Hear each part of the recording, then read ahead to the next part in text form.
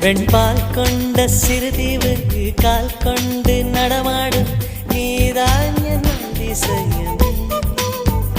உலகில் ஏழல்ல அதிசயங்கள் வாய் பேசும் பூவெனி எட்டாவது அதிசயமே.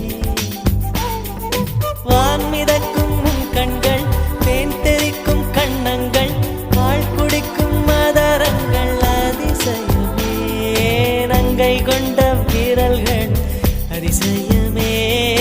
நகம் என்ற கிரீடம் அதிசயமே. அசையும் வளைவுகள் அதிசயமே. கல் தோன்றி மண் தோன்றி கடல் தோன்றி